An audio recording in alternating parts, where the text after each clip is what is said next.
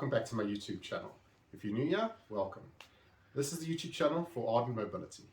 So today's concept is actually fairly simple, and it's not digital. It's actually extremely manual and extremely paper-based, but it's one of the best concepts that I have used for years and years and years. And it's known as the Black Book. My dad got ripped off about this all the time because when he started consulting, he got told he has to have a black book and a pen at all times, and he needs to have all his notes. The irony is that it was something that he had even in his personal life. My dad is someone who's, like me, always had a really, really good memory, but as age and life continued, you'd sometimes forget things and you wanted to basically put them down. And the concept of the black book is simple. It's literally a black book. And if you have a look at mine, it's mostly illegible scrawlings, designs, drawings, notes, and the likes. And it's mine. So it's basically my book. But the concept of the black book is very, very simple.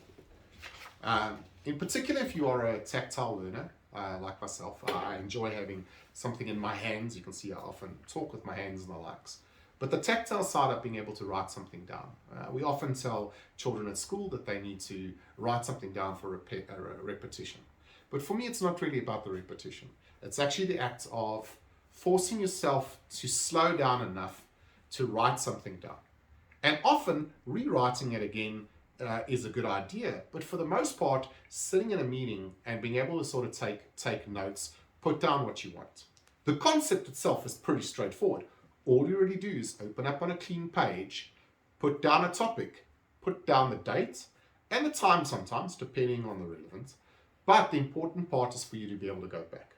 The interesting thing is I probably have a good 15, 20 of these books that I've finished. And often I'll say, you know what, I need to go and find a meeting I was in about 3 years ago.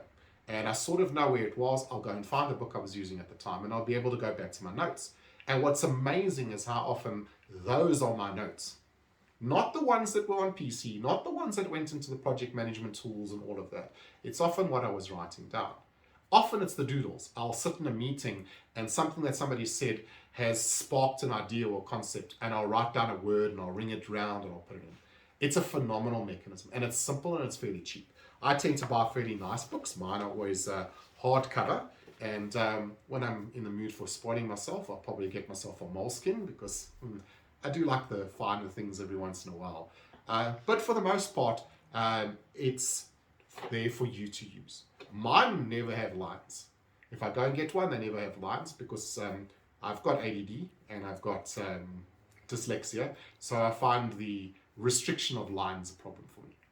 But the important part is for me to do my diagrams. I'm versed in a series of design techniques and drawing techniques that I can just flow onto the page. Eventually, of course, I have to go and capture them into whether I'm using Visio at the time or another drawing application.